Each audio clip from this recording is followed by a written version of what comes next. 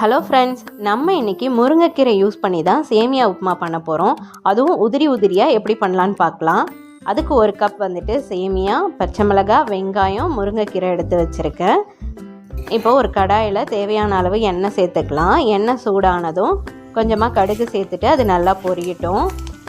இப்போ கொஞ்சமாக கடலைப்பருப்பு சேர்த்துக்கோங்க.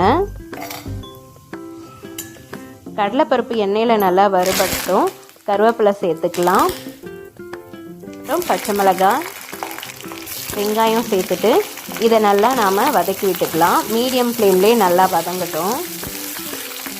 நம்ம நார்மலாக சேமியா உப்புமா செய்யறதை விட இந்த மாதிரி கீரை இல்லை காய்கறி சேர்த்து பண்ணி கொடுக்கும்போது உடம்புக்கும் ரொம்பவும் ஹெல்த்தி, குழந்தைங்களும் நல்லா சாப்பிடுவாங்க விரும்பி. இப்போ கொஞ்சமாக நம்ம பெருங்காயத்தூள் ஆட் பண்ணிக்கலாம். சேர்த்துட்டு இதையும் நல்லா வதக்கி விட்டுக்கோங்க. நான் இன்றைக்கி முருங்கைக்கீரை மட்டும்தாங்க சேர்த்து பண்ணுறேன். உங்களுக்கு தேவைன்னா நீங்கள் வந்துட்டு காய்கறி, பச்சை பட்டாணிலாம் சேர்த்துக்கலாம். இப்போ நாம் எடுத்து வச்சுருக்கிற முருங்கைக்கீரையும் சேர்த்துட்டு இதை நல்லா வதக்கி விட்டுக்கோங்க. இப்போ இதுக்கு தேவையான அளவு தண்ணி சேர்த்துக்கலாம்.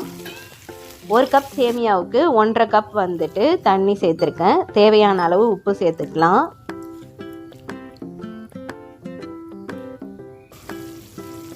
இது நல்லா கொதிக்கட்டும். இப்போ நம்ம எடுத்து வச்சுருக்கிற சேமியாவை சேர்த்துட்டு இதை நல்லா மிக்ஸ் பண்ணி விட்டுக்கோங்க.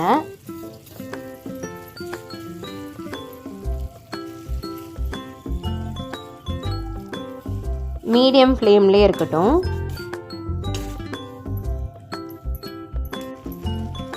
இப்போ பாருங்கள், தண்ணி நல்லா சுண்டி வந்துருச்சு. இதை நல்லா நாம் மிக்ஸ் பண்ணி விட்டுக்கலாம்.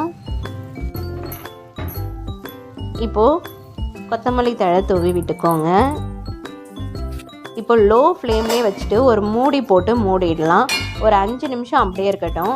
அதுக்கப்புறம் இங்கே பாருங்கள் எந்த அளவுக்கு நமக்கு உதிரி உதிரியாக கிடச்சிருக்கு அப்படின்ட்டு. ரொம்பவே நல்லா வந்திருக்கு. ப்ளஸ் ரொம்ப ஹெல்தி கூட. ஏன்னா நம்ம கீரை சேர்த்து பண்ணும்போது உடம்புக்கு ரொம்ப ஹெல்தி. ஸோ கண்டிப்பாக நீங்கள் ட்ரை பண்ணி பாருங்கள். உங்களுக்கு இந்த வீடியோ பிடிச்சிருந்ததுன்னா மறக்காமல் என்னோடய சேனலை சப்ஸ்கிரைப் பண்ணுங்கள்.